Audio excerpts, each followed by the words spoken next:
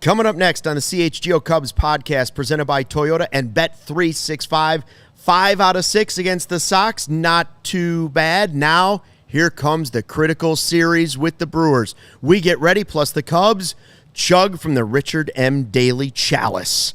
CHGO Cubs next.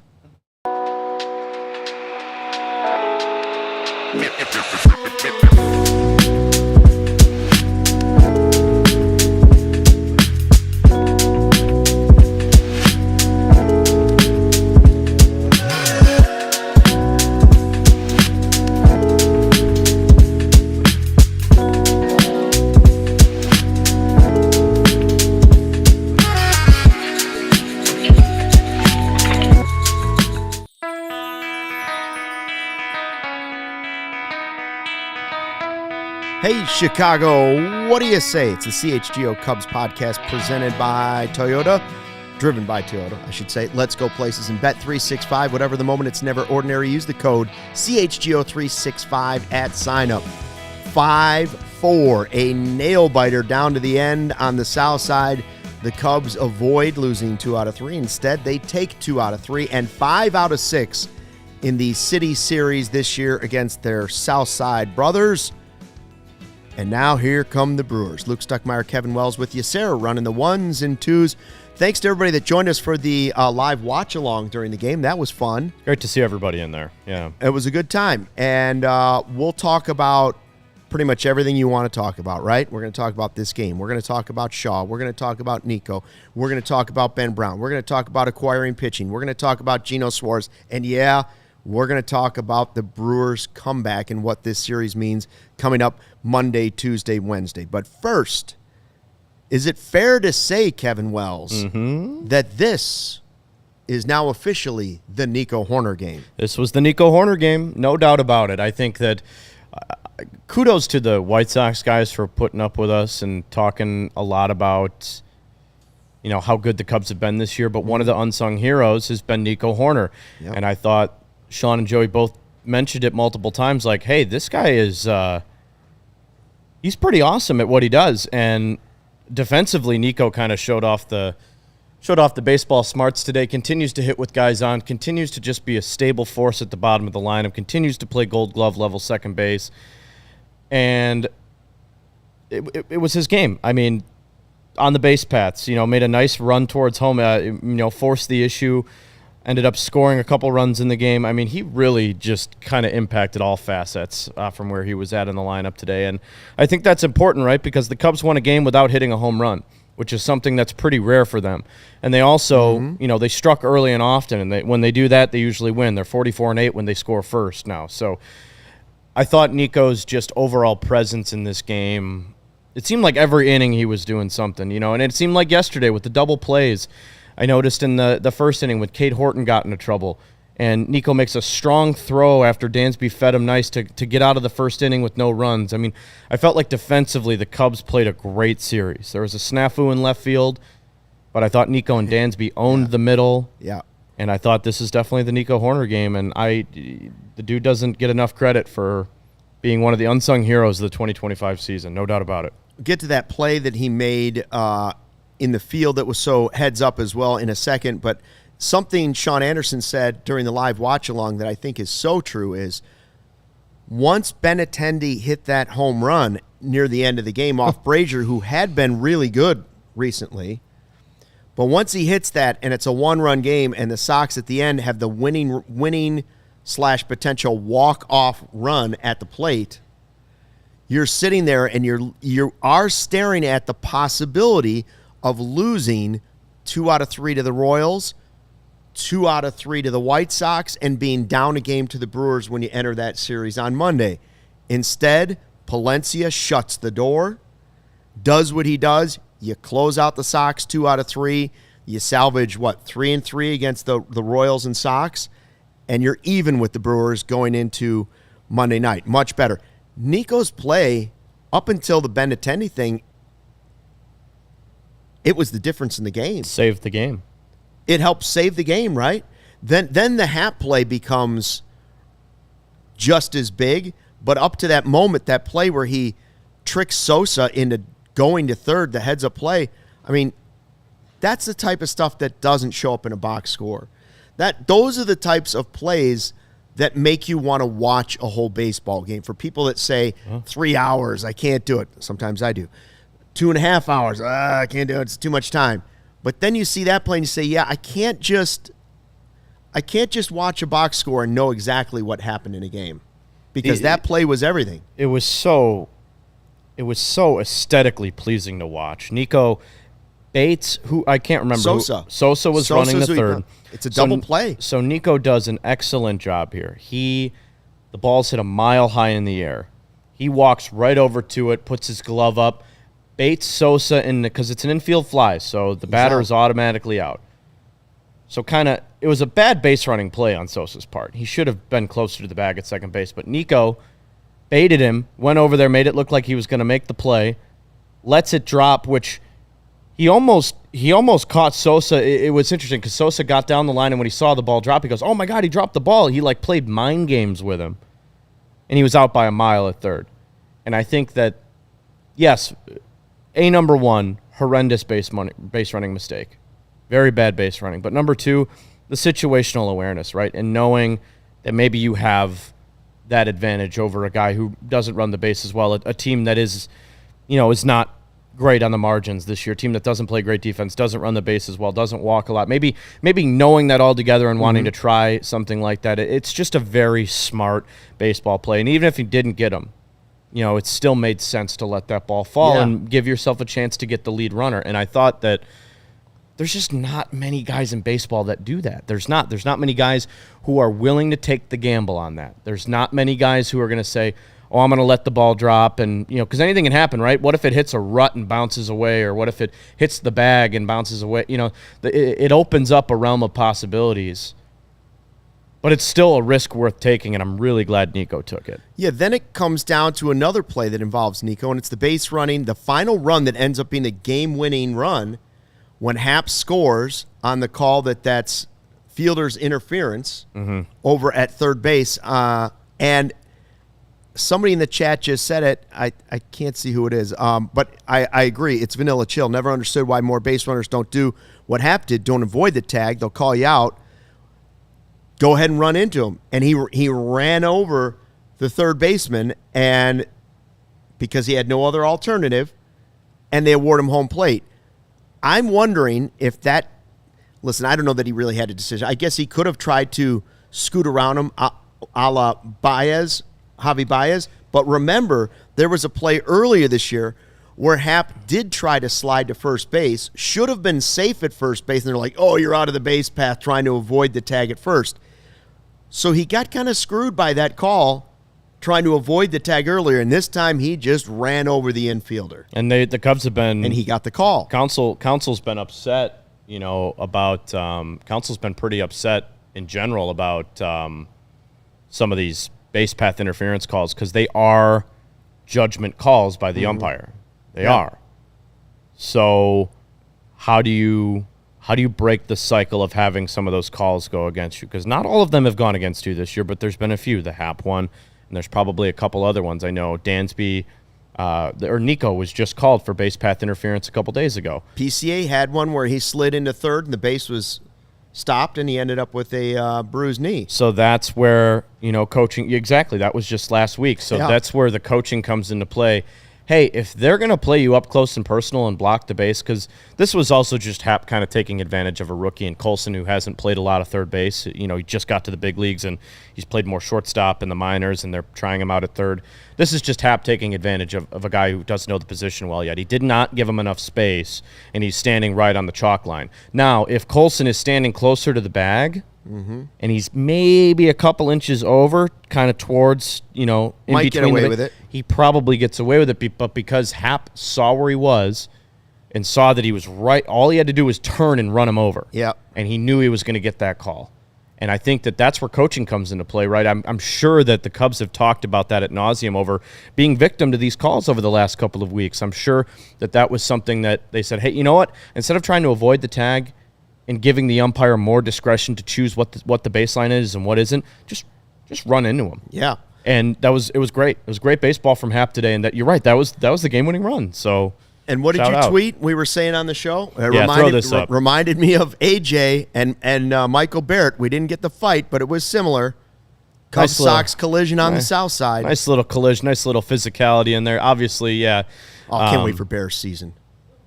You can't wait for Bears season? I'm ready for Bears season. I could do without Carm's pool videos that he's posting for us every day, but like nice little physicality on the base path. I mean, this was fun. I know that a lot of fans probably riled up the crowd. We saw a lot of people on their feet after that, and nice little physical baseball. Obviously, nothing was going to come of that because Happ didn't hit him too hard. He was right in the way it was. He didn't go out of his way to hit him, and just picked up his helmet, didn't say anything to him, walked home, touched the bag, and went into the dugout, and that was the end of it. We saw, Venable came out to talk about it, but there was really not much of an argument there. They knew they were at fault. They knew that was base path interference, and that was the end of it. And good for Ian Happ. That's ended up being the difference in the ball game. Derek in the live YouTube chat here at the all-new CHGO Cubs YouTube channel. Make sure you subscribe, like it, and tell a friend, tell a neighbor, tell a total stranger. Appreciate everybody that stopped by in the chat today and the watch-along. But, it was a great game by Nico, but we have to acknowledge what Matt Shaw is doing. Matt Shaw now has a 9-game hitting streak. Chris Kampka, the great stat man, posted last night, which I thought was great. Since the All-Star break, Matt Shaw had 4 homers and 1 swing and miss. He had 1 more swing and miss, I believe, today. So he's got 4 homers, but do you have 2 hits again today? Yeah, double and a single. Yep. The double was a rope down the line, too. He hit that really hard. He's made some adjustments. Brendan's talked about those adjustments on the Cubs-related podcast. And it's fun to see. He's adjusted multiple times now through the season, right? A lot, yeah.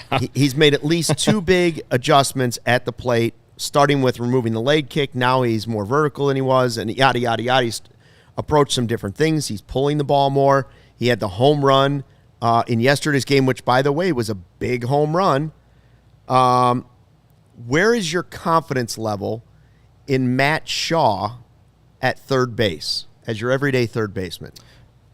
Right now, out of 10, probably about a 6 out of 10. I love the way he plays the game defensively.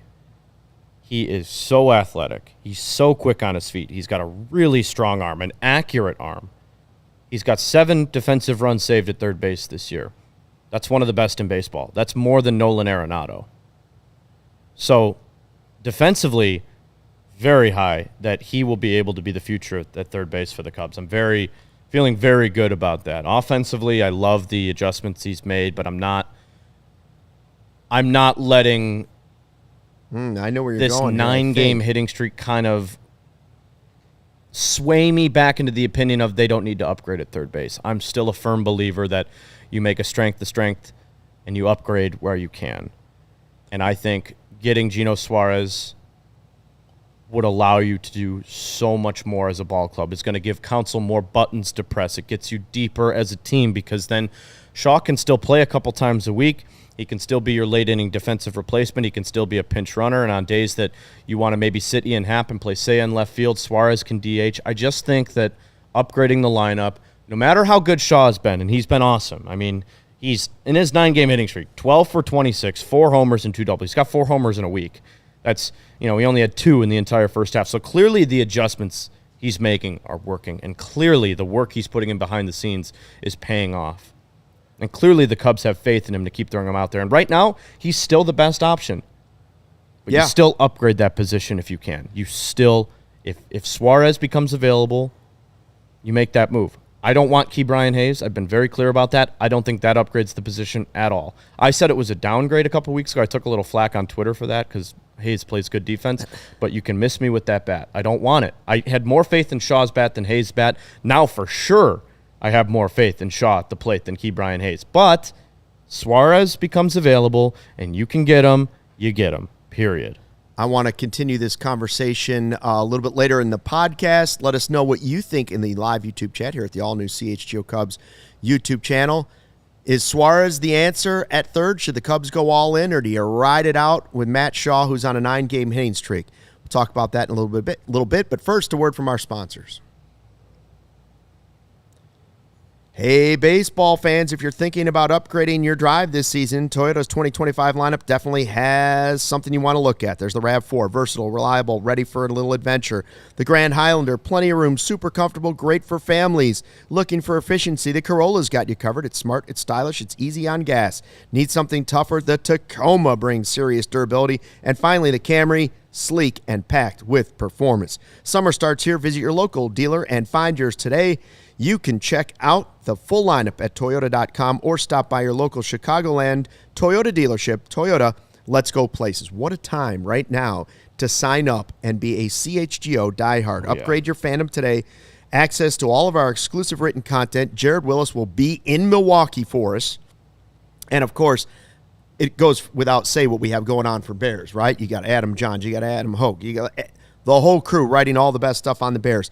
Great time to follow the Cubs' push to the playoffs and more. Go to allchgo.com for the latest information on how you can join the thousands of diehards already in our community. Nobody likes being hot, sweaty, and sticky. Guess who doesn't have air conditioning in their ballpark? That would be the Milwaukee Brewers. Hope they have the roof open for you if you're going, because it is hot in there when that thing is closed. Summer is here. Is your home's air conditioning up for the challenge? 4 Seasons Heating, Air Conditioning, Plumbing, and Electric has been saving Chicagoland for over 50 years. Now's the time to get your AC checked out, and 4 Seasons experts are ready to help you with installation, maintenance, and repair. 2024 was Chicago's hottest year on record. When it's hot and humid, you know you want to be cool and comfortable inside. 4 Seasons expert technicians ensure that you always get reliable service, and 4 Seasons doesn't charge you more for night service, weekend service, nor holiday service. That's a huge thing. Schedule your 4 Seasons AC tune-up today. Save $50 and enjoy a 1-year no-breakdown guarantee. Save up to $4,000 on new comfort systems with 4 Seasons. New AC units, $39 a month. AC furnace combos, $57 a month. Your trusted local experts at 4 Seasons Heating, Air Conditioning, Plumbing, and Electric. Visit 4seasonsheatingcooling.com for all their special offers and money-saving coupons. That's 4seasonsheatingcooling.com. Cubs win 5-4 on the south side, and they take 5 out of 6, and they now celebrate by chugging from the Richard M. Daley chalice. Speaking of, are you going to do that? Is there any beer in there for you? I am not, but I sometimes bake a cake in something like that, and it turns into a bunt cake if you flip it over. I have Might had a be our beer. new thing. I did drink a beer out of that cup You did at one once, point. huh? Yeah, when the 2022 Cup Media League champion The WGN softball Radio, champs. I drank a The beer out last of champion in Chicago. that. Yeah. Last great champion Yeah. in Chicago. Yeah, people don't talk about it enough, honestly. We were talking before the break about Shaw. I see a lot of people in the chat chiming in. Vanilla Chill says you can't count on Shaw continuing this. And if he does, what a great bench bat you would have. Anthony Amen. says Shaw is fine. I don't want to overpay for a rental. That's going to be the big question with the whole Shaw, Gino Suarez thing. I do have a question about Gino Suarez. Does Ryan McMahon being traded from the Rockies to the Yankees, because we had always heard it sounds like 3 teams should be really interested in Suarez: Cubs, Brewers, Yankees. If it is truly down to the Cubs and Brewers, and the Yankees obviously are out of the mix, does it raise the price of Suarez because you now have the 2 division teams hot and heavy after it? Or, and you've taken the Yankees out of the mix, what does it do to the price, and does it make it more likely he ends up on the Cubs? I think, just statistically, yes, because the Yankees are, they were in it. They needed a third baseman. They got McMahon, who's got more club control and has a better glove than Suarez, but there's a huge drop-off offensively. But that's not what the Yankees need. The Yankees have been really struggling defensively in running the bases. McMahon makes much more sense for them. Now, I don't know what the price is for Suarez. It's really hard to gauge these types of things, but everything that we've read from John Heyman and Jeff Passan, Suarez is the best bat available, for sure available. He's going to get traded. There's almost a 100% guarantee he's moved in the next 3 days. But I don't know what the price is. I know the Mariners have said they're interested, and I believe John Heyman said this morning about a half dozen teams are still, quote, interested. Could that be the Mets? Could that be the Phillies? The Phillies tried to move on from Alec Boehm in the offseason, and could they upgrade their lineup? They already have a bunch of slugging lefties. Could they put Suarez in there? I don't know. That would be terrifying because the Phillies already have the Cubs' number. But I think the Cubs are in a good spot. I do. I think they're in a good spot to get Suarez. I think they can make it happen, and I think it's an obvious upgrade for them. I think that and I brought this up because after Ken Rosenthal tweeted that, hey, the Diamondbacks are going to sell. They just got swept by the Pirates. They're going to listen to guys. Well, the thing about Eugenio Suarez and the thing about Zach Gallen that we have to remember, yes, they're on expiring deals, but they're both eligible for a qualifying offer. What does that mean? Team, if they play with the Diamondbacks all year, and they've never been given a qualifying offer in their career before, they can get one. It's about $22 million next year. If they turn it down, the Diamondbacks get comp picks, which would be pretty high comp picks, probably in the top 75, definitely in the top 100. So the Cubs trade package has to outweigh the comp picks that the Diamondbacks would get or the level of prospect that they would acquire in that trade. So that's where the negotiating piece comes into play, because you're not going to trade Owen Casey for Suarez straight up. No, at least I wouldn't. But you could trade Suarez for Merrill Kelly, and you could trade Casey for Suarez and Merrill Kelly, because then you're getting a 2-for-1. And the Cubs they have 5 top 100 guys, but their highest one is in the 30s, so that complicates things too. They don't have just like a high-end guy that they can get rid of. You know how that works. Is Kelly on an expiring deal too, or does he have time left? He's on an expiring deal as well. Interesting. So he would be the only one that would come cheaper because he's a little bit older, and probably, I don't know if the Diamondbacks would give him a qualifying offer. I don't know if they would extend him one because of his age. Right. So they're probably more so looking to move Kelly than Gallen, is basically how this article summed it up. And if it makes sense, it's all about the package the Cubs can put in. If they can get both those guys for a top 100 guy and maybe a top 30 guy in the system like Birdsell, I think that probably gets it done for Suarez and Kelly, or Suarez and Gallen. But who knows? I really don't know what they're going to do. I know they're interested, and I hope they get him, because I think Suarez at third in this lineup would just be dynamite. Well, you're talking about a guy with almost 40 home runs from the right side. So now you have Seiya and Suarez, big bats from the right side.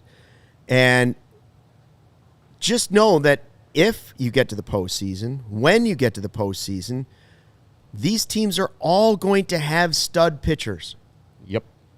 And you got to stock the lineup as much as you can. I am encouraged by what I've seen from Matt Shaw. I like the future being Matt Shaw.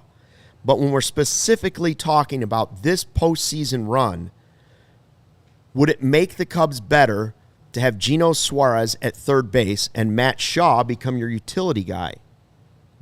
The answer is yes. Yes. Because even at the end of the game, if you get a home run from Suarez, you can still put Matt Shaw at third base and get his defense and still not feel like you're 100% sacrificing the offense. I saw Black Mamba in the live YouTube chat here suggest, Black Mamba Chronicle says, do we trade for Suarez just so the Brewers don't get him? I'm not that afraid of the Brewers. I'm not. No. It would be a big improvement to that Brewers lineup. There's no question. Yeah, right now, the Cubs lineup is definitely better than the Brewers. The Brewers have better starting pitching. So the Cubs have their advantage in the hitting. So why not even double down on that? I'm not against it. It's just what the cost is going to be. And as much as I want Suarez and I want to upgrade that lineup, what we will talk about later is I still think number one priority is going heavy on a legit starter. But something needs to be true, too, about Matt Shaw that some people aren't mentioning, and I think I may have seen it in the chat earlier a little bit, touching on, is that trades right now also have to be looking ahead, thinking ahead. What if this happens? What am I going to do? You can't foolproof your lineup and your team completely. You're not going to make it perfect. But heaven forbid, for instance, who's playing center field if PCA were to get hurt, right? Yep. We've already seen that sort of play out over one game, and I don't love this. I don't love this solution. I don't love Vidal Brujan in center field, okay? Same thing can be said at third base. Even if you want to be all in and fully believe in Shaw and say, you know what? Shaw is about to do what PCA did at the end of last year.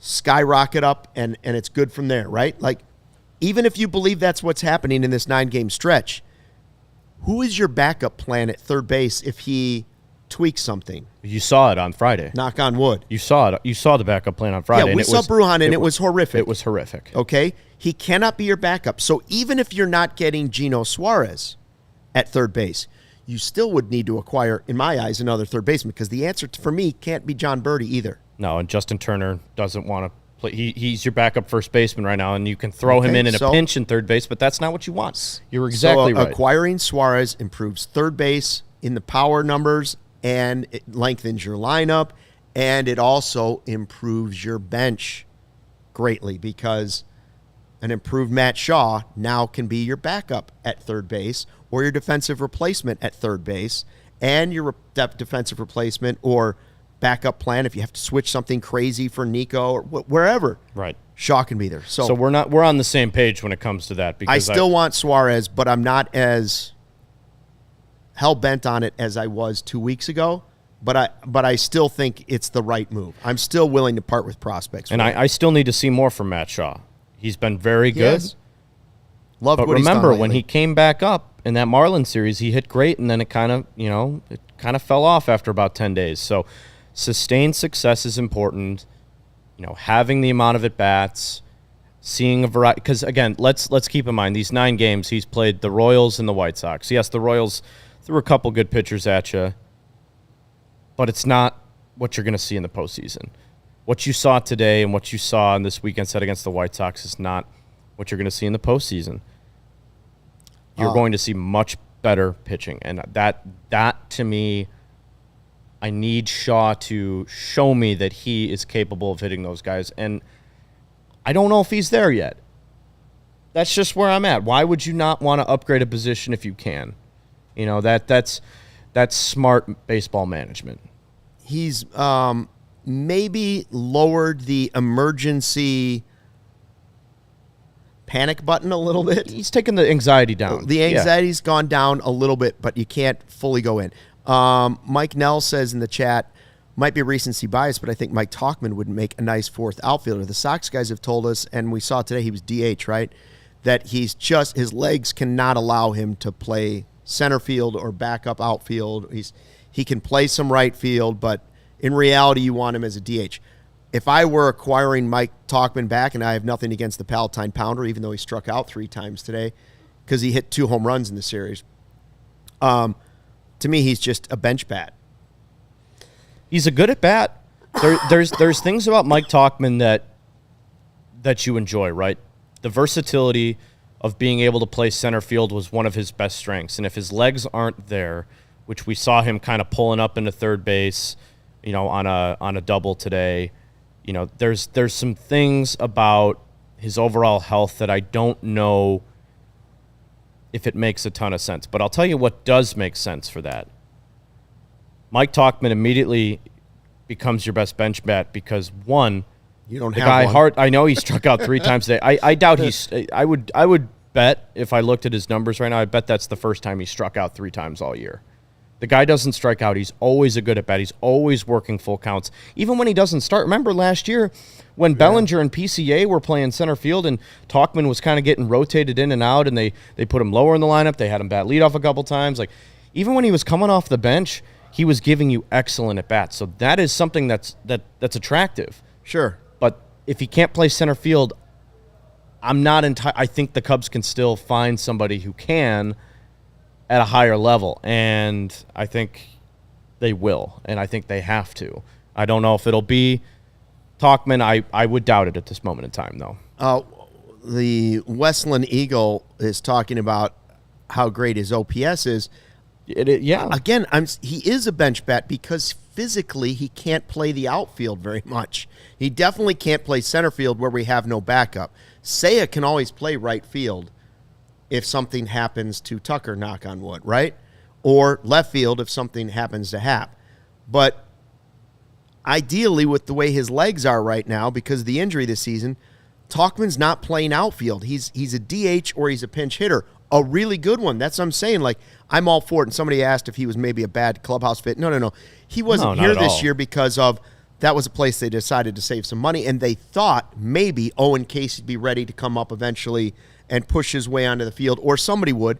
It hadn't happened early in the season, And the outfield's been great. They haven't had, knock on wood, the injuries they were afraid of. The Cubs have had arguably the best outfield in all of baseball this year. They started 2 guys in the All-Star game. There just wasn't space for Tauchman to play a lot, and they knew PCA was going to take the reins, and so, right. All right, more trade talk. We're also going to talk about Ben Brown in just a second, but first, a word from our sponsors.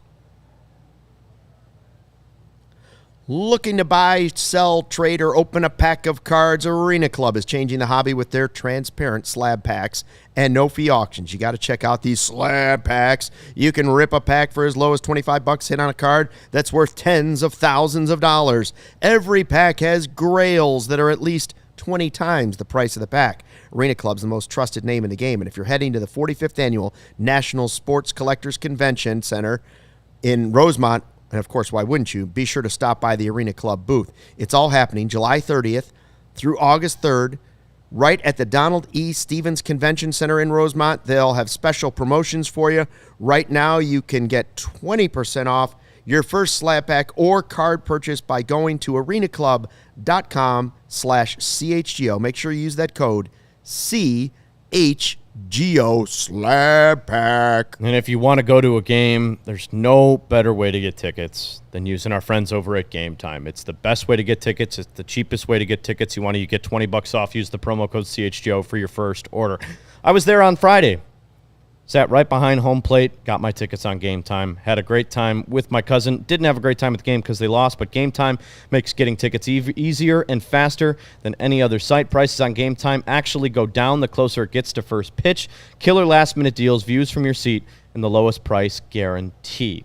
Use the app features, listen and customize your spot, and the supplemental as inspiration. What app features pleasantly surprised you? Well, I'll tell you. You get to view the view from your seat is great when you're at Wrigley Field and you're not sitting behind one of the barriers. It's great. And they also lower the prices as you get closer to the game. Customize your spot. Any key features? Well, I'll tell you, last-minute deals, saving up to 60% off buying last-minute tickets for Cubs games. It's a pretty good way to spend money. Save even more when you choose sections and let Game Time choose the seats for you. Fees are included, so you know your total up front with no surprise fees at checkout. Take the guesswork out of buying tickets with Game Time. Download the Game Time app, create an account, use the promo code CHGO, $20 off your first purchase. Terms apply. Again, create an account, redeem the code CHGO, $20 off. Download the Game Time app today. Last-minute tickets, lowest price guaranteed. Thank you, Game Time. I can't confirm this because I haven't looked and we're doing a show. Chicago Dude 8888 says Casey, Alcantara, and Long were all scratched from the Iowa lineup. Should that be factual, that would probably mean something was going down. All 3 guys were scratched. Man, those are pretty. I'll wait for Tommy those are Birch. pretty. Those, if true, those would be pretty big names to be going somewhere. You said that in the Casey, chat. Alcantara, and which are probably the three of the biggest names down there. Interesting. Ben Brown today, by the way, 5 innings, 1 earned run, 3 hits, 4 strikeouts, no walks. That was crucial. I got to tell you, my stomach dropped when I saw that Counsell was going with Ben Brown today against the White Sox because I feared losing 2 out of 3 before the Brewers series and losing 2 out of 3 to the Royals. And Brown has really struggled in his previous couple of starts to the point where I said, I think I've seen enough of Ben Brown starting this season. After that start, I wanted them to trade for another legit starter immediately because I didn't want another bullpen game. I didn't want another Ben Brown start, but they were able to squeeze the juice out of one more Ben Brown start and get past it. Now that it's done, great call, Craig Counsell. Great call. That doesn't mean I think Ben Brown should start another game. It doesn't mean I think Ben Brown is the answer necessarily in the bullpen. I'm not totally down on Ben Brown's career or anything. But, guys, his ERA was pushing 7 at the start of this game. I even asked during the watch-along after he gave up the home run to Benintendi's first home run, I said, is his ERA going to be over 7 by the end of this game, or is it going to be under 7? He ended up having a really nice game. I'm happy for him, and it led to us talking about some of the pitching possibilities on the market, right? But I also thought of another question, and I saved it for this because I didn't want to throw it just in the watch-along. Depending on who they were, let's say they acquire somebody, right? If you had to have a playoff game, let's just throw out there that let's say MacKenzie Gore is acquired, right? All right. Well, now you know that your first 3 games of a series would be MacKenzie Gore, Matthew Boyd, and Shota Imanaga, assuming everybody's healthy. And you need a 4th starter in a series. Do you want Jameson, Taillon, or do you want Horton, who was really good in Game 2 of this series against the White Sox? I have seen Horton start to, it's not a straight line going up, but I can see the future with Cade Horton. And I saw somebody tweet it on the broadcast last night, and it's what I was thinking. He does have that dog in him, man. I believe he competes. And he's not afraid of a big moment. And he's calm on the mound. That said, he's so calm. That said, Taillon at times this season had 10 straight quality starts. He's a veteran. He throws lots of pitches, and he eats innings. If he comes back healthy, do you want Taillon making that 4th start or Horton? I would like, if Taillon's leg is healthy, if his calf and his leg is healthy, the answer is Taillon. Because I agree. I have a little bit more faith in him in being able to get out. He's proven it for longer, and there's just something about when the stakes get louder, you just want a guy who has seen it all. Taillon's been around a long time. He's faced a lot of these hitters.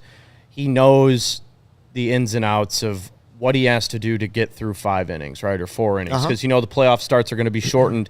The leash is much shorter. So what I like about Taillon, and what I would like, even if the Cubs do go up and get MacKenzie Gore, Bubic, they're starting 3 lefties.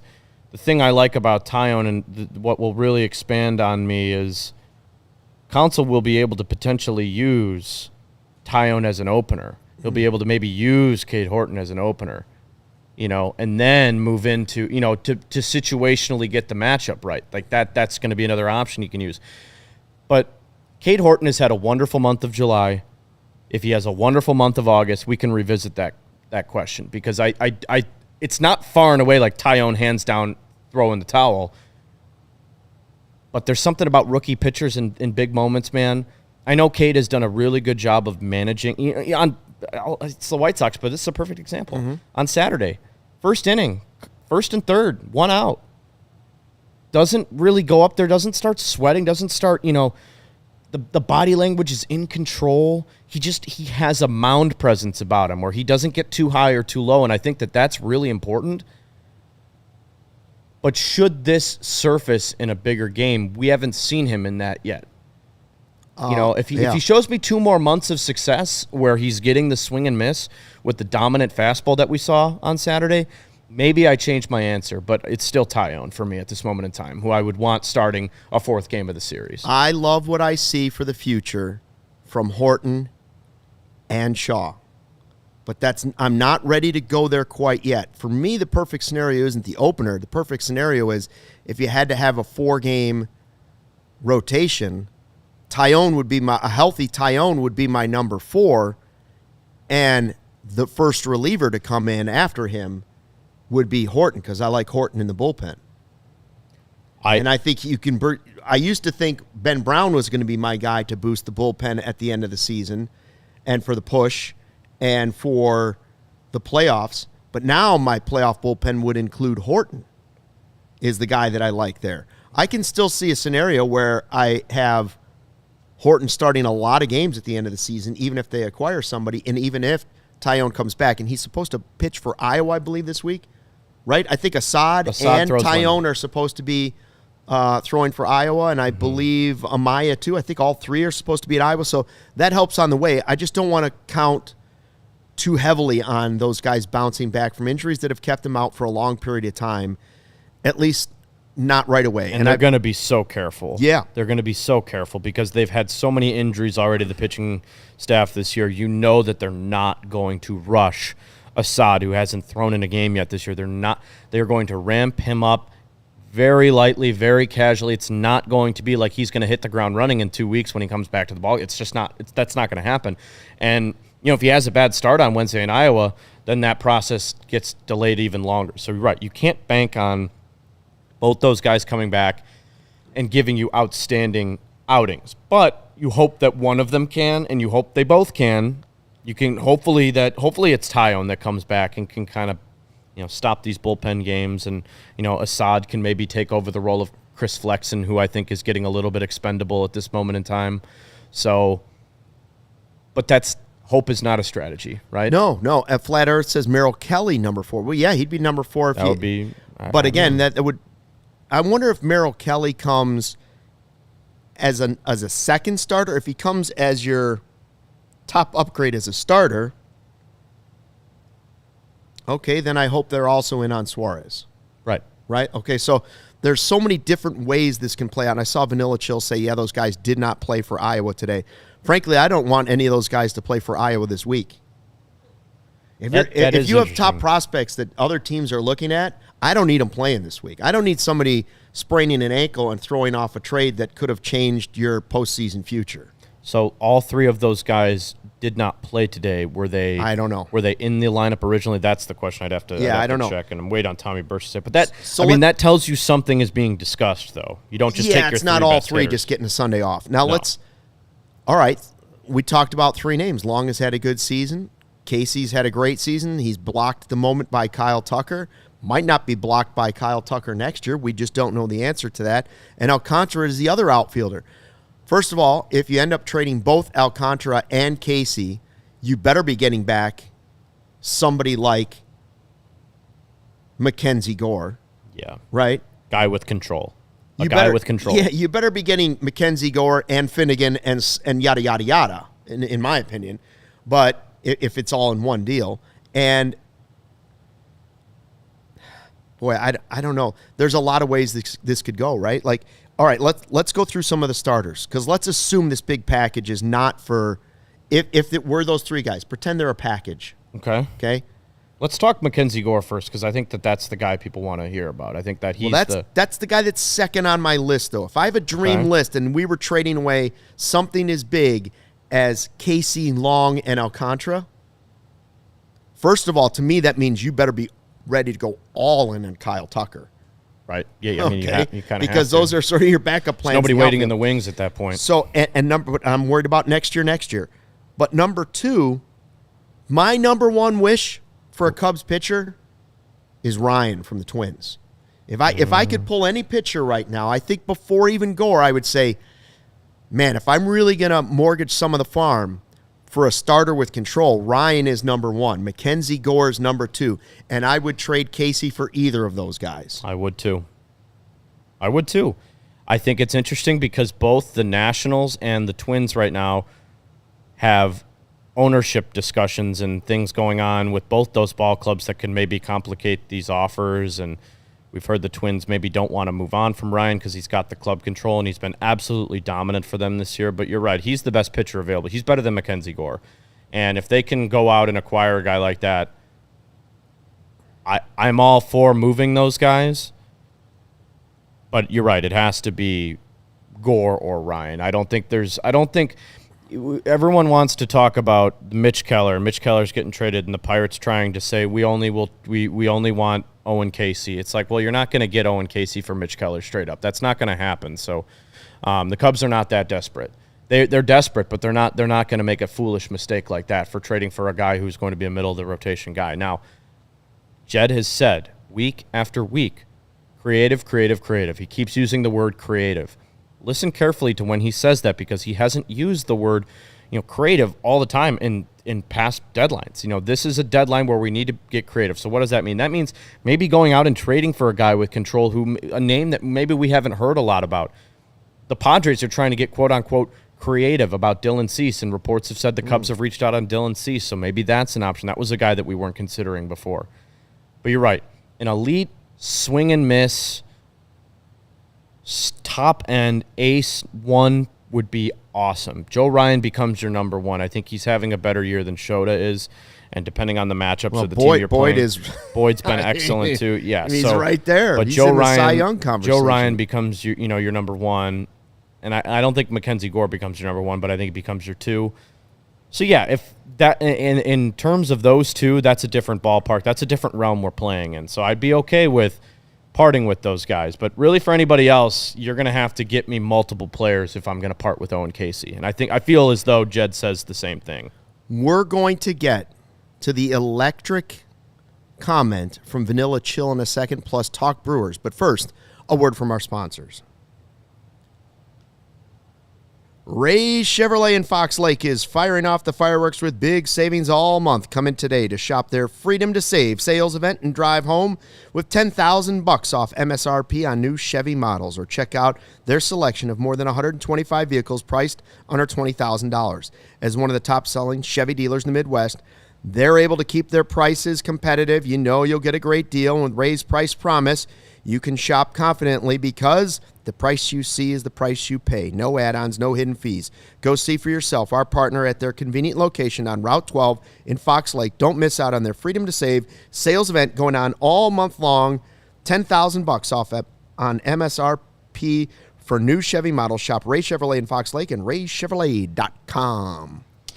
You know that moment when you leave your sunglasses at the beach, on the roof of your car, the gas station, you leave it at work, someone takes them. Well, that's happened to me before. I've left my sunglasses, lost them in Lake Michigan a couple of times, but I found Shady Rays. It changed the game. They're made for real life. Seriously, good-looking, polarized, durable, not stupidly expensive. And the wild part, if you lose them, break them, on day one, they're still going to send you a brand new pair, no guilt, no question to ask, just replacements. So now I actually wear my sunglasses without fear on hikes, at concerts, on a boat, wherever. Shady Rays is the eyewear that has your back. We've teamed up with Shady Rays to bring you an exclusive offer. You're going to want to listen to this. Head to shadyrays.com. Use the code CHGO. 35% off polarized sunglasses, Luke. 35% off. Try for yourself. The Shades rated 5 stars by over 300,000 people. Shady Rays, one of my favorite partners here at CHGO. Near in the live YouTube chat says, Casey, Mo Baller, Rojas, and Wiggins are the 4 guys that Jed wants to hang on to. Before the break, Vanilla Chill put out a hypothetical, because we've had the talk that a couple guys didn't play at Iowa today, getting our spidey senses up, getting a little tingly over here. Vanilla Chill says Casey and Long in a Gore deal, Alcantara in the Suarez deal with Kelly or Gallen maybe. So you're telling me that we could have MacKenzie Gore and Merrill Kelly or Zach Gallen in the Cubs rotation by tomorrow in this suggested deal, and Gino Suarez and his 38 home runs added to our lineup. It's not crazy to think about. Let me tell you right now, Vanilla Chill, the only way I can cool myself off right now from the excitement you've just shoved into my veins is to have an Oreo cupcake. That's the only way I can calm down right now, because what you've told me is so exciting that I don't know what to do with myself. Suarez, Gore, and Kelly or Gallen? I'm here for that party. Over under 3.5 trades, Chad. I want to see this in the chat. I want to hear from you guys. Do you think the Cubs make more than 3.5 trades before the deadline? Vanilla Chill, cool me off.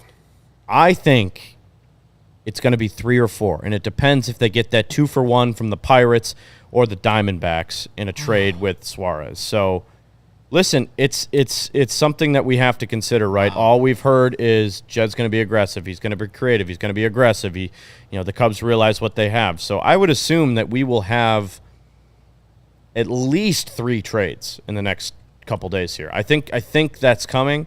I don't know who's going to get traded. I don't know the magnitude. I hope that there's a big trade, obviously. I hope there's a MacKenzie Gore level guy on our team. But, this is the exciting time. It is so fun. Let's just sit back for a moment and sit here and be like, wow, it's been a long couple of years of trying to decide, are the Cubs buyers, are they sellers? Are they they're going to do a little bit of both? No, this is an elite baseball team, man. It's fun. Let's relish the fact that they are going to go out and make some cool trades here in the next couple of days, and that's exciting. It's cool to think about, because it's been so many years since we've really covered a team that has wanted to be all in.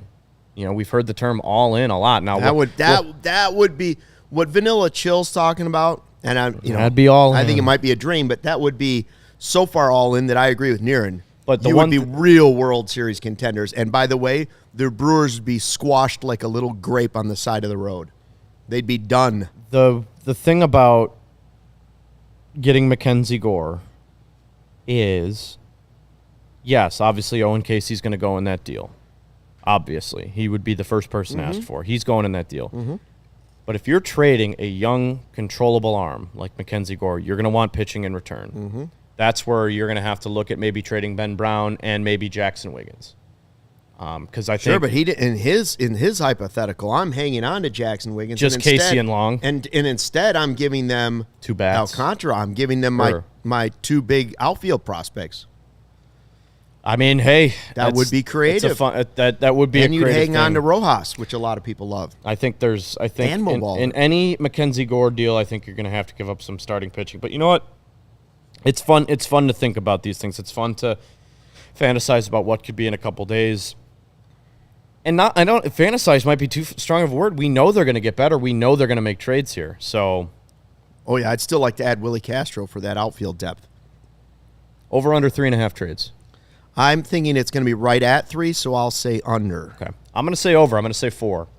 I think a lot of moves are coming. I'd like arm, 3 starters, big trades, and then I'd be okay. Yeah, we may talk a little bullpen tomorrow because I still let me give you my ranking right now. Sure. Forget the bullpen for right now. Yeah. We'll talk bullpen tomorrow. I said Joe Ryan. Hey, if you get MacKenzie Gore, I'm not crying. Believe me. Those are 1A, 1B. Yeah. Yeah, and they might be 1A, 1A, frankly. Yeah, like, you know? It's true. Yes. I just thought right-hander, strikeouts, all that stuff. Like, cool. Ryan. Ryan, Gore, and Bubic, who's on the injured list right now, would be the 3 guys that I'm willing to part with my top prospect in Casey. Okay. For sure. Yes. If any of those 3 are available and they want Casey, I say okay. Then the next set of pitchers after that, not necessarily in this order, but maybe in this order, Cease, Cabrera, Keller, Alcantara, Hauser.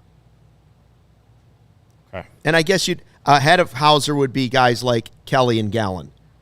Probably Kelly ahead of Gallen this season. I never would have said that last year, but I may say that right now. But that's a list of pitchers that you've just thrown into the mix. I don't think all these guys are available, and I don't know that the Cubs are even all in on these Cubs. Right now I'd go, how do you think I'm doing there? Ryan, Gore, Bubic, Tier 1. Tier 2, Cease, Cabrera, Keller. Your Tier 3, Kelly, Gallen, Alcantara, Hauser. I would probably put Hauser on Tier 4. Yeah, I do too. I think he's in his own tier.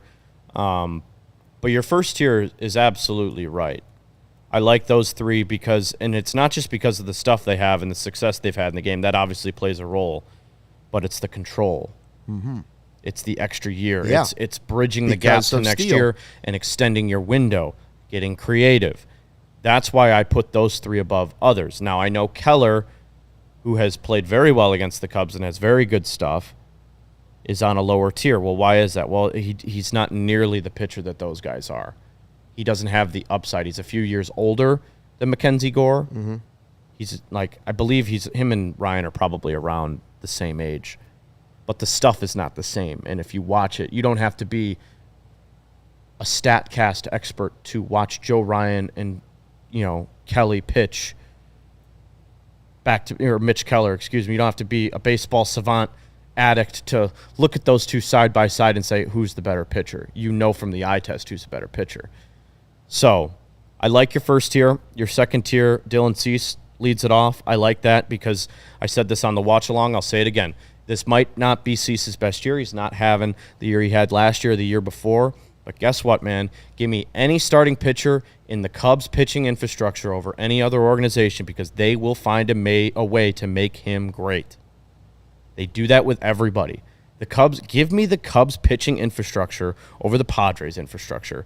Give it to me over almost any other organization in the sport. The Maybe Cubs not the Brewers. They seem to do it pretty well. They seem to have a pretty good idea. But the Cubs find pitchers and are able to make them good because they're able to identify and switch pitches, and Tommy Hotovy just somehow has this way about him that makes everybody more comfortable. I think Cease in a Cubs uniform, and after a couple weeks in the system, can get back to the level of where he was. So I like Cease there a lot. I want probably one or probably two of those guys that you mentioned in those top four. That would be great.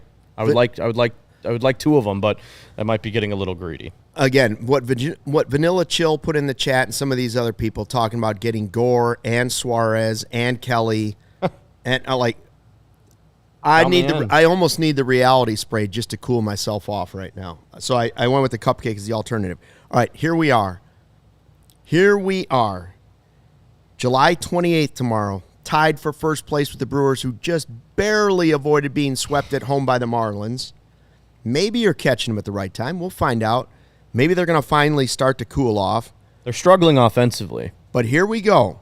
The Cubs were able to save, by pitching Ben Brown today, they were able to save a Boyd start tomorrow. You get Boyd versus Miz. What a showdown that's going to be. Then Ray versus Priester, the underappreciated starters, going head-to-head. And then Shota versus Peralta. Now, again, if I require MacKenzie Gore before the night's over, I can take Ray out and have MacKenzie Gore against Priester. And then I go Boyd, MacKenzie Gore, and Shota. Mm-hmm. Yeah. So we'll keep an eye on it. By the way, we should mention that with the trade deadline coming up on Thursday, we don't always do a Thursday show, but we will do a trade deadline show leading right up to that on Thursday. And if there is breaking news between now and the trade deadline, which we fully expect, we will be breaking in with a podcast, emergency podcast. We always have our Cubs-related show on Thursday, but we might end up, if there is an emergency pod that day, we could have two shows that day. Yep. Or if it's during the Corey Brendan Cubs-related show, we might... You guys could probably call in, and they always go overtime, so we could turn it into... They do? Out every single time. They go overtime? Every single time. Brendan, it's the maps and the heat maps. Last Thursday, we did an hour 25, I think. Hour 25? Well, Yeah. see, once a week, they got to make the most of it. Yeah, exactly. We do have a minor trade to report, not for the Cubs. The Braves got Eric Fetty in cash from the Cardinals. Remember, the Cardinals DFA'd Fetty a couple weeks ago. So are the Braves going to be burger. one of those teams that goes in and out, one toe in, one toe out? It sounds like, that's more of a move for like desperate move. Yeah, that sounds like they just, they've been so banged up in the starting pitching department. They're just, they're playing the waiver wire there. That's kind of a nothing burger Man, Chris move, Sale would have been my number one. The one thing I want to talk about before we get out of here, though, Jacob Mizorowski, we're going to see him for the first time tomorrow. You've obviously heard all about him. Electric fastball. Will not throw a pitch under 100 miles an hour. His slider is 95, 96. So he does throw under 100 miles an hour with that pitch. But the four-seam will consistently sit at 101, 102.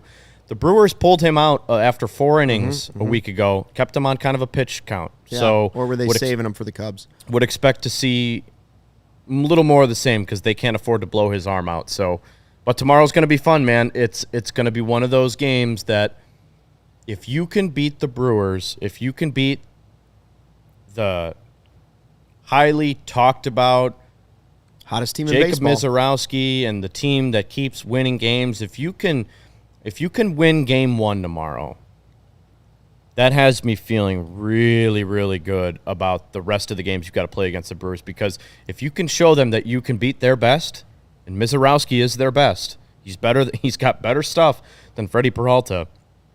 If you can beat their best and take a 1-game lead in the division, that means more than just hopping ahead. That really will that's a punch to the gut.